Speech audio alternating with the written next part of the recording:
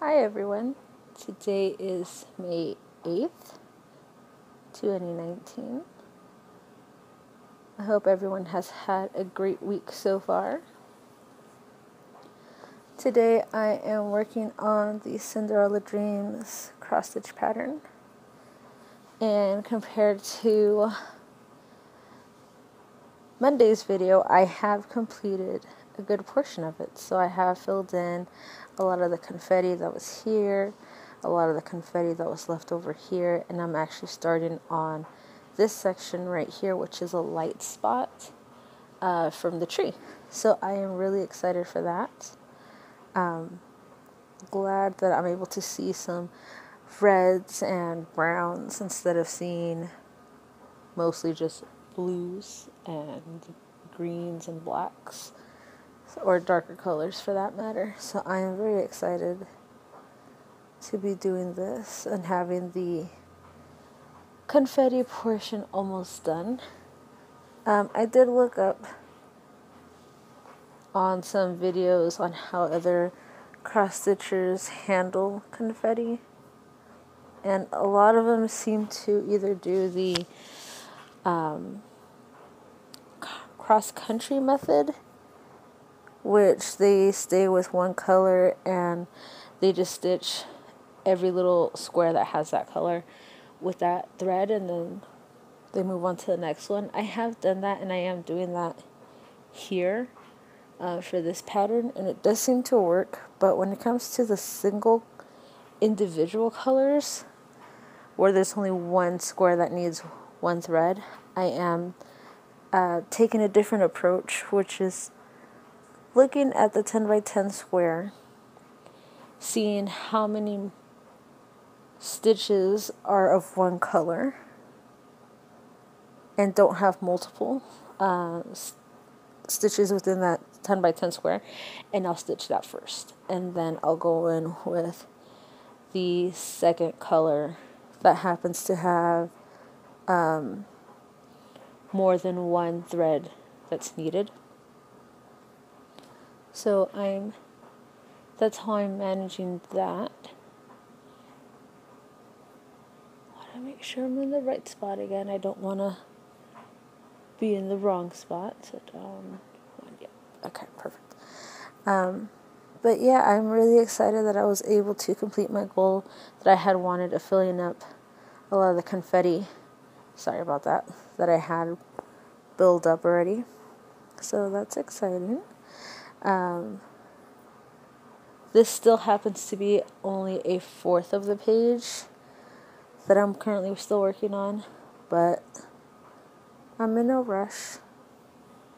I just want to make sure I am stitching this correctly with the right colors and everything. So, and this piece isn't a gift. This piece is for me personally, for my own collection.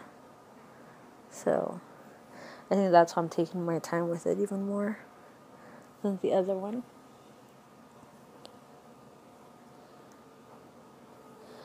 Today happens to be a playoff game night. Again, there's 2 basketball games going on tonight. We have the Bucks and the Celtics going on, and then we have the Golden State Warriors and the Rockets playing again tonight. And then we also have the San Jose Sharks and the Colorado Avalanche playing tonight as well. So it's going to be a game-filled night again. Hopefully all 3 of the teams that we want to win tonight. We want the Celtics to win, the Rockets to win, and the Sharks to win. So we're hoping that that pans out. Yeah, so we're excited for that. We're hoping it works out. Those are the teams that we're rooting for anyway.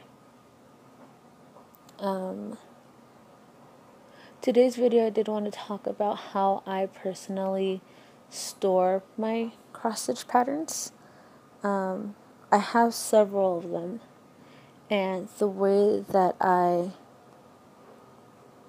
store my patterns is I print them out and I have a red binder that I put the printed copy in there, and all my copies are color copies. I personally don't like black and white copies. I like the colored one, so that's what I do. And then what I also do is I put them in a binder into the sleeve protectors, and I separate them by rows or columns. So depending on how long the pattern is, I'll make sure like all the top row, if it's 5 or 6 pages, is in one sheet protector, and then that's how I cross stitch when I get started on the project. So I make sure that I just take out that sleeve protector from my binder, and I just use those pages first, and then I go on to the next one. So I keep it organized in that way. I don't like to just have them all on one page and then just pull them out as needed. I keep them in the binder for that reason. And then I also don't start my cross stitch projects from the center. I know a lot of people like to start their projects from the center of the fabric. I start mine in the upper left hand corner and work my way across. In this case in particular, I'm working my way down, just because when I picked up this piece we had moved and I couldn't find where I had placed my binder, and this was the page that was left on the platform that I was using. So I use a clipboard to hold the pattern up while I cross stitch. So that happened to be the pattern that was left on there. So that's why I'm working my way down instead of across, but it's not a big deal. Just marking off all of these that I've just stitched. And today on the Cinderella Dreams pattern, I'm actually using this pen. And I got this at the dollar store. It's just a pink gel pen. Nothing too special about it, but that's what I use to mark my pattern. Alright. So now I've got the next color. But yeah, that's what I use to store my patterns. I do have some that are still that I still haven't printed out, so I just keep them on my Google Drive. When I want to print them out, I can just go in there and print them out. The other way that I store my cross stitch floss is I have containers, and I can actually show you the container real quick. So for the Cinderella one, I have it marked right here. This is the key, and then this is the container. So when I'm looking for a number, I put them on bobbins and just store them this way.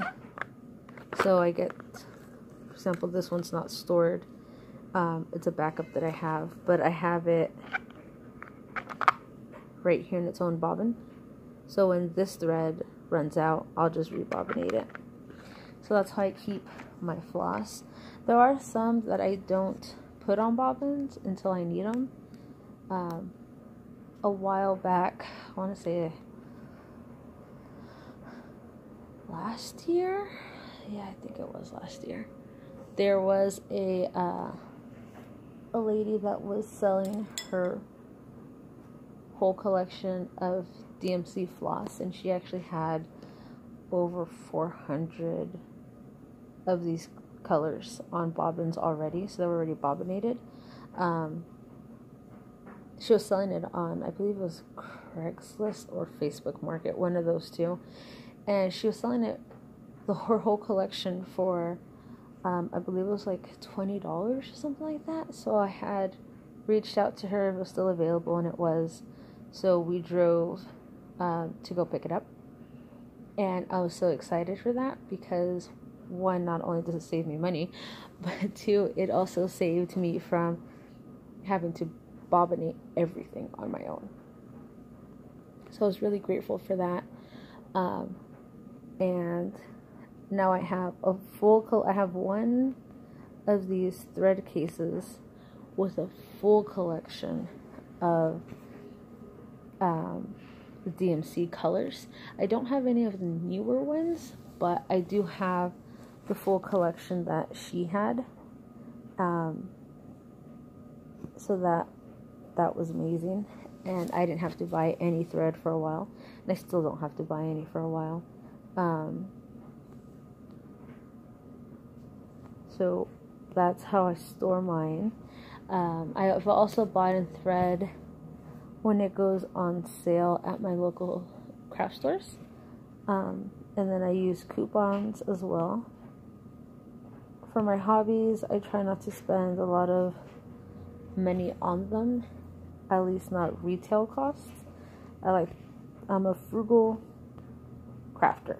I think I could say that, and I'm proud of it. I'm not ashamed of it. So having all those extra threads that I had bought from her, not only having the threads that I had bought myself, but now I have a good size collection that I am able to really enjoy and work with. And then if there's a color that happens to be missing that I don't have in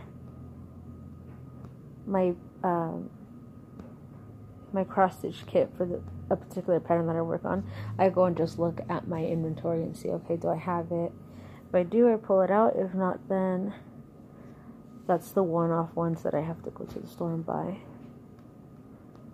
But I like to make sure I actually kit up all my work before I start. So for this one, this happened to be my first project ever. I had gone to the store, and there was a sale where the threads I think were 33 cents each during that sale. And I just remember I bought the entire thread colors that were called for the Disney Dreams collection. So I know I have all of them now for this, so I won't have to buy anything. But that was something that my first time purchasing so many threads, and I just remember standing at the counter ready to check out and being asked, what are you working on that you need over 100 colors? And I was like, oh, I'm working on a Thomas Kincaid piece. And you might be wondering, well, why would you need to buy colors if you have a Thomas Kincaid piece? Well, I just have the pattern. The person that I bought this from was selling her pattern because she didn't want it anymore. She had no use for it. So I just have the pattern. I don't have any of the threads. I don't have the original kit, which I'm fine with, because I mean, there was a conversion online where you can get the colors, DMC colors, and basically kit it up yourself, and so that's what I did.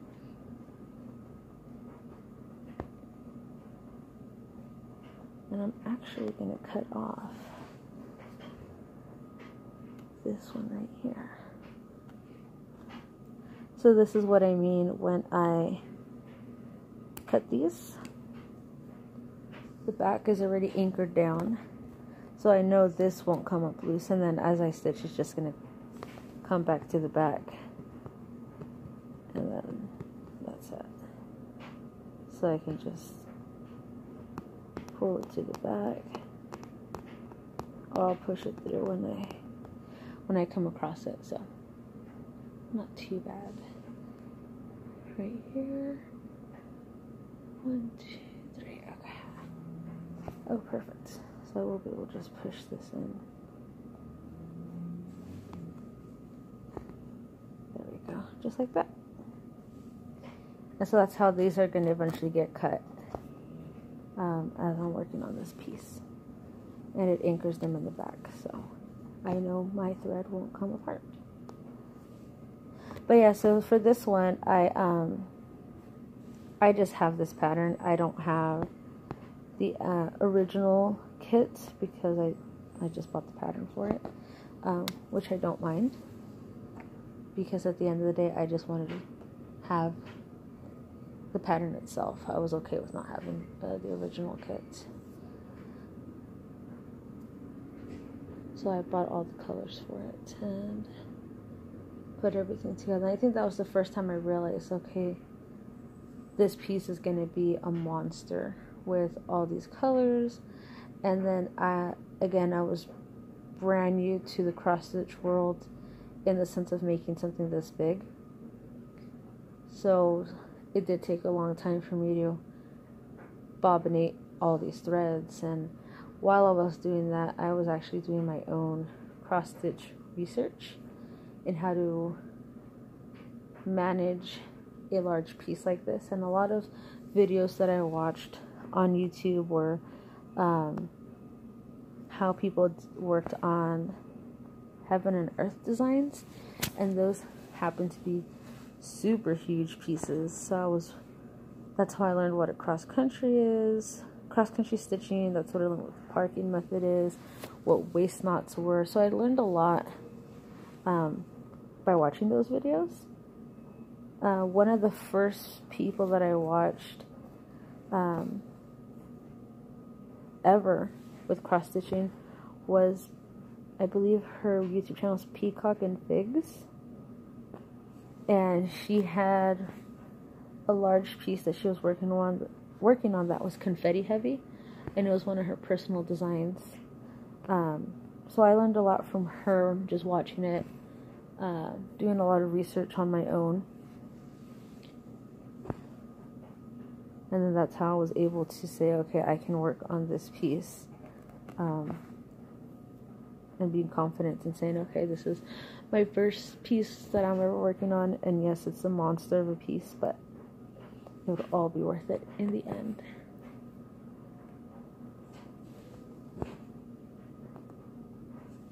And that's how I learned what bobbinating was, and what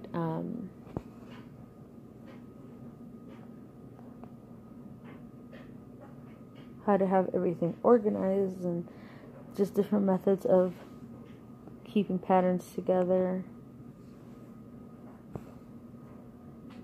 as well as how to organize your fabric. My fabric, I don't really, like I had mentioned before, I don't have a lot of it, and I'm glad that I don't. What I do is I keep it in its original packaging. Let's see, hold on, 1, 2, 3.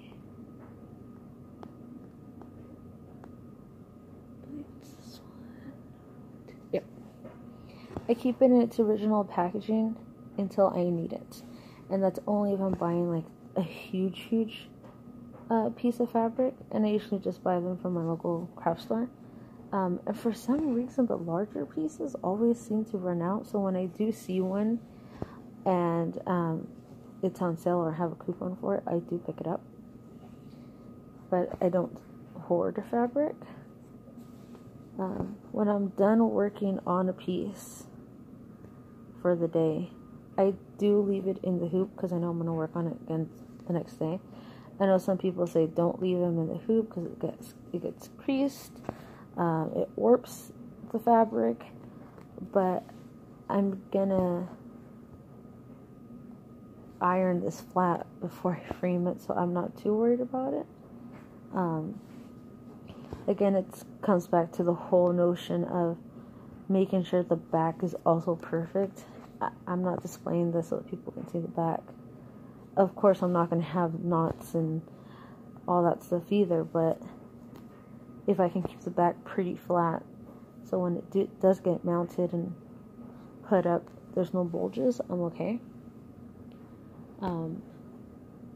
This piece is for me anyway, so I'm not too worried about that. I don't really follow all of the cross stitch rules to the T, not because I'm trying to be rebellious against it or anything, but it's just I'm being more realistic for me, for my taste anyway. Alright, marking off more with the spots that I just cross-stitched.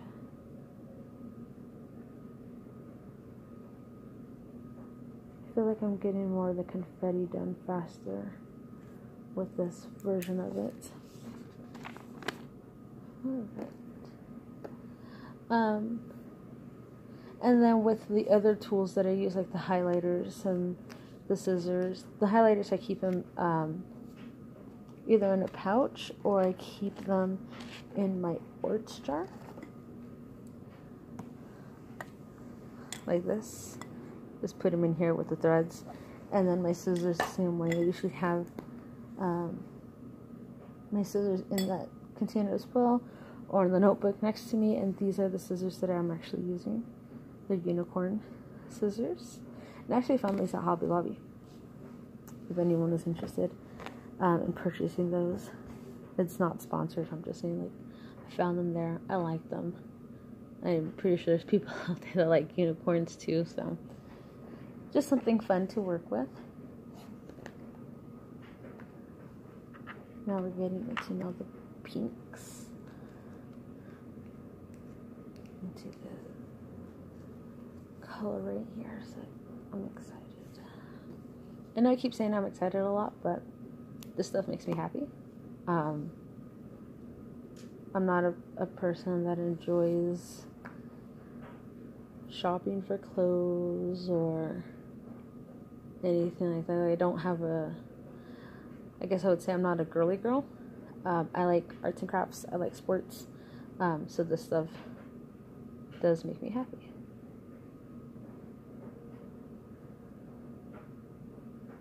And I do get excited about it because I like to see how this piece is coming to life.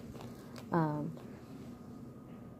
all the colors, that even though, yeah, you're looking at the pattern, but it's all coming together, and it's just, it's kind of like a puzzle, where you get excited, where you, I guess depends on how you do your puzzles, but for me personally, I do the edge of the puzzle first, and then I go ahead and fill it in from there, and it just, seeing something come to life is exciting for me.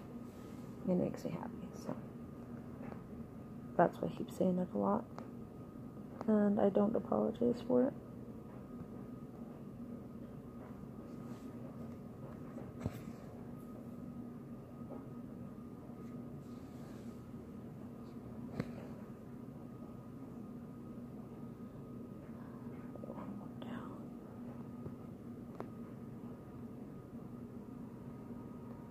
How has your guys' Stitch Mania coming along? If you guys are stitching, are you guys where you need to be at goal-wise, or have you guys set any goals for your own projects?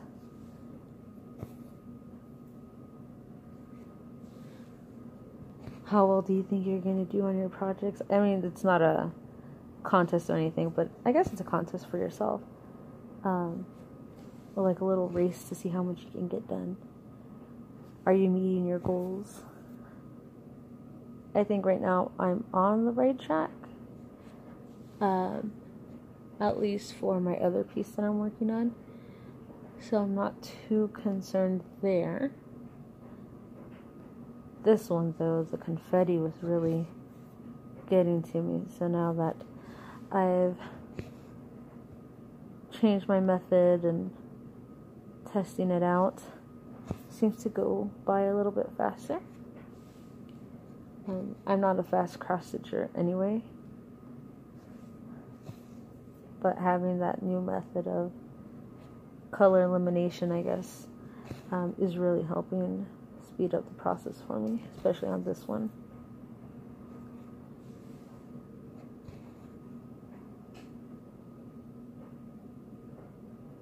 Make sure I'm in the right spots.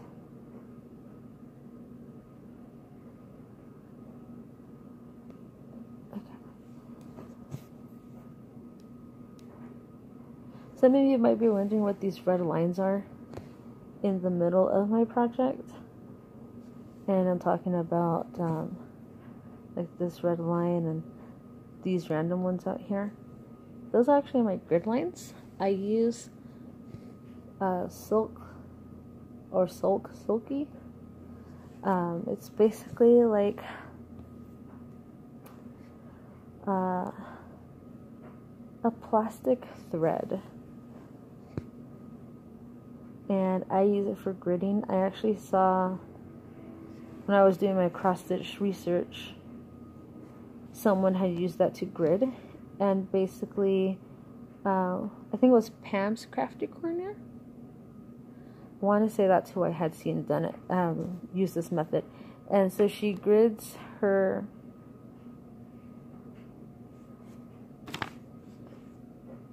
piece first before she gets started, and she uses the Sulky to do that. And by doing so, she uses it as her guide. So I tried it, and it does help. It is a bit time consuming, but if you want to have everything correct and align, then I do think it is necessary. But there are other methods. I know there's a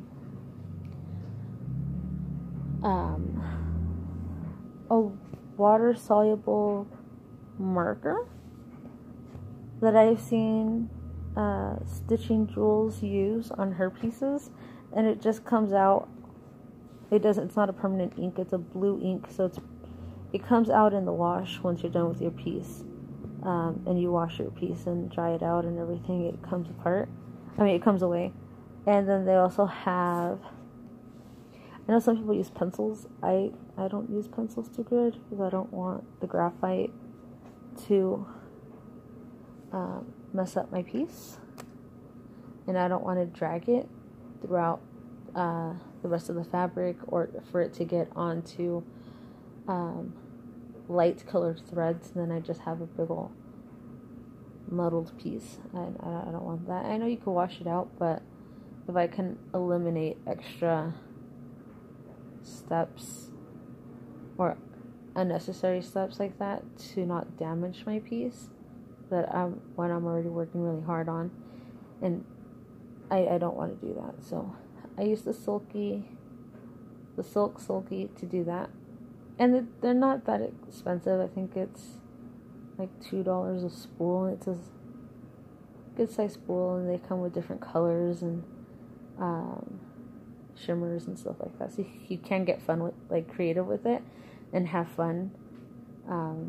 I know someone, I can't remember, and this is just the top of my head from the research that I had done several years ago on cross stitching. Someone had used I believe it was a silver or a gold Sulky thread to grid on a black fabric. So if you do, that's a tip for you guys. If you do cross stitch on black fabric and want to grid, you guys can use the Sulky. And I actually found mine at Joann's. And what you can do is use it for any dark colored fabrics, and that seems to work very well on those pieces, so that you can stay within your lines and also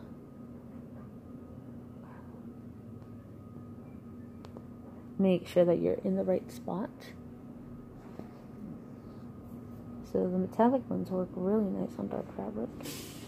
They did have like a gold one, but I didn't want to use that one on here, so I used the red.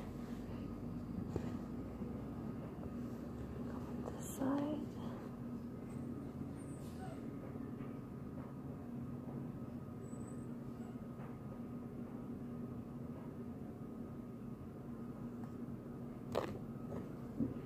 I'm supposed to go up here.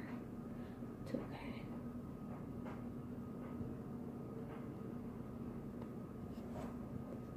So yeah, that's how I grid. And those ones, since I don't use them that often, I don't keep them with the rest of my pieces. I usually just keep them in my sewing box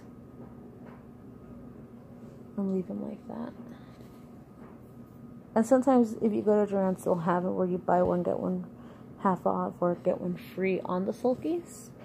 So, and you can find them in the quilting section where all the threads are at. So you won't find it in the cross-stitch section. You won't find it in the yarn section, simply where all the threads and sewing machines are at. And yeah, that's what I used to grid.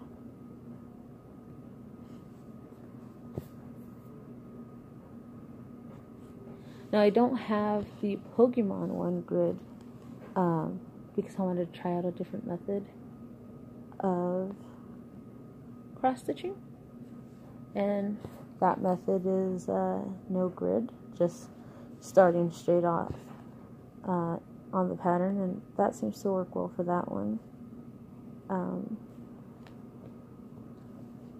Cut all these off right now, so that works well. But for this big piece, I did need to use the grid.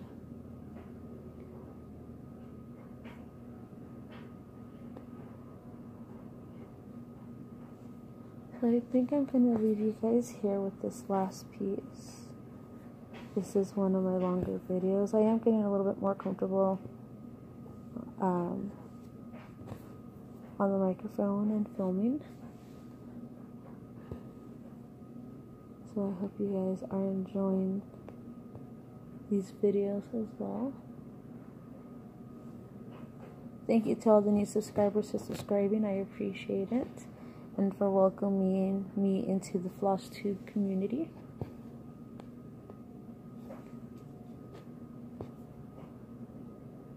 I enjoy watching everyone else's Stitch Mania so far.